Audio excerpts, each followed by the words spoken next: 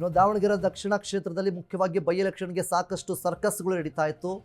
ಕಾಂಗ್ರೆಸ್ನ ಪಾಳ್ಯದಲ್ಲಿ ಯಾರಿಗೆ ಟಿಕೆಟ್ ನೀಡಬೇಕು ಅನ್ನುವಂತಹ ನಿಟ್ಟಲ್ಲಿ ಸಾಕಷ್ಟು ಚರ್ಚೆಗಳು ಕೂಡ ನಡೀತಾ ಇತ್ತು. ಹೀಗಿರಬೇಕಾದ್ರೆ ಸಮರ್ಥ ಅವರಿಗೆ ಈ ಒಂದು ಟಿಕೆಟ್ ಲಭಿಸಿರುವಂಥದ್ದು, ಡಿ.ಕೆ. ಶಿವಕುಮಾರ್ ಅವರು ಇದಕ್ಕೆ ಸಾಥನ್ನು ನೀಡಿದ್ದಾರೆ ಅನ್ನುವಂತಹ ಪ್ರಶ್ನೆಗಳು ಸಹ ಇಲ್ಲಿ ಬಿಡುತ್ತೆ. ಯಾಕೆಂತಂದರೆ ಈಗಾಗಲೇ ಎಸ್ ಮಲ್ಲಿಕಾರ್ಜುನ ಅವರು ಡಿ.ಸಿ.ಎಂ ಡಿ.ಕೆ. ಶಿವಕುಮಾರ್ ಅವರ ಜೊತೆಗೆ ಮಾತನಾಡಿದ್ದಾರೆ. ಏನು ಬೆಂಗಳೂರಿನ ಸದಾಶಿವನಗರದಲ್ಲಿ ಅವರ ಒಂದು ನಿವಾಸದಲ್ಲಿ ಒಂದಿಷ್ಟು ಮಾತುಕತೆಗಳನ್ನು ಕೂಡ ಮಾಡಿಕೊಂಡಿದ್ದಾರೆ. ಮುಂದಿನ ಕಾರ್ಯ ಯಾವ ಥರ ಇರಬೇಕು ಅನ್ನುವಂತಹ ನಿಟ್ಟಲ್ಲಿ ಸಾಕಷ್ಟು ಚರ್ಚೆಗಳನ್ನು ಕೂಡ ಮಾಡಿರುವಂಥದ್ದು.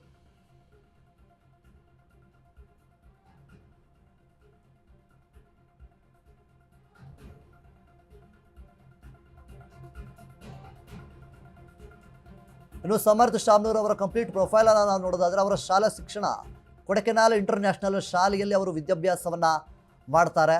ಇನ್ನು ಉನ್ನತ ಶಿಕ್ಷಣವನ್ನು ನಾವು ನೋಡೋದಾದರೆ ಬಿಸ್ನೆಸ್ ಮ್ಯಾನೇಜ್ಮೆಂಟ್ನಲ್ಲಿ ಮತ್ತು ಪದವಿಯನ್ನು ಪಡಿತಾರೆ. ಎಕ್ಸೆಟರ ವಿಶ್ವವಿದ್ಯಾಲಯದಲ್ಲೂ ಸಹಿತ ಅವರು ಪದವಿಯನ್ನು ಪಡೆಯುವಂಥದ್ದು. ಭಾರತೀಯ ರಾಷ್ಟ್ರೀಯ ಕಾಂಗ್ರೆಸ್ ಪಕ್ಷದ ಒಬ್ಬ ನಿಷ್ಠಾವಂತ ವ್ಯಕ್ತಿಯಾಗಿ ಎಲ್ಲ ಕಡೆ ಕೂಡ ಸದ್ಯದ ಮಟ್ಟಿಗೆಗಳೇ ಗುರುತಿಸಿಕೊಂಡಿದ್ದಾರೆ. ರಾಜಕೀಯದಲ್ಲೂ ಕೂಡ ಇವರ ಒಲವು ತುಂಬಾ ಇದೆ.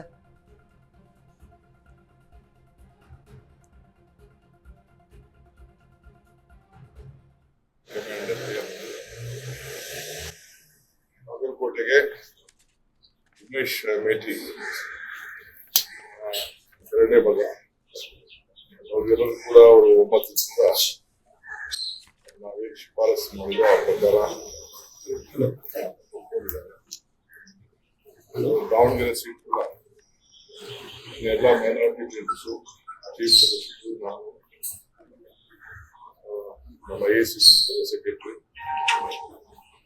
ಜಮೀರ್ ಅವರು, ನಜೀರ್ ಅವರು,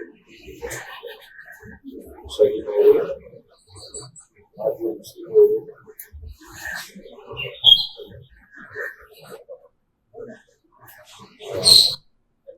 ಆನೀಸರು, ಜಬ್ಬಾರ್ ಅವರು ಕೂಡ ಮಾತಾಡಿ ಒಮ್ಮತದ ತೀರ್ಮಾನಕ್ಕೆ ಪಕ್ಷದ ಸಂಪ್ರದಾಯದಂತೆ ಇದಕ್ಕೆ ಕೂಡ ಕುಟುಂಬದವ್ರಿಗೆ ನಾವು ಮಧ್ಯ ಕಾಲದಲ್ಲಿ ಆದಾಗ ನಾವು ಒಪ್ಪಂದವನ್ನು ಮಾಡಬೇಕಿದೆ. ಆ ಪ್ರಕಾರ ನಾವು ತೀರ್ಮಾನವನ್ನು ಪರಸ್ಪರ ಎಲ್ಲರೂ ಕೂಡ ಒಪ್ಪಿಕೊಂಡಿದ್ದಾರೆ. ಒಮ್ಮತ ಚುನಾವಣೆ ಮಾಡಿ 2 ಸೀಟನ್ನು ಒಪ್ಪಿದ್ದಾರೆ. ಸೊ ಈಗಾಗಲೇ ನಾನು ಮಲ್ಲಿಕಾರ್ಜುನ್ ಅವರಿಗೆ ಅವರ ಮೊದಲ ತೀರ್ಮಾನವನ್ನು ಅವರಿಗೆ ತಿಳಿಸ್ಕೊಡ್ತೇನೆ. ಸೊ ನಾಳೆ ನಾನು ಮತ್ತು ಮುಖ್ಯಮಂತ್ರಿಗಳು ಕೆಲವು ನಾಯಕರು ನಾವೆಲ್ಲ ಹೋಗ್ತಾ ಇದ್ದೀವಿ. ದಾವಣಗೆರೆ ಮತ್ತು ಬಾಗಲಕೋಟೆ ಹೋಗಿ ನಾಮಪತ್ರವನ್ನು ಸಲ್ಲಿಸಬೇಕು.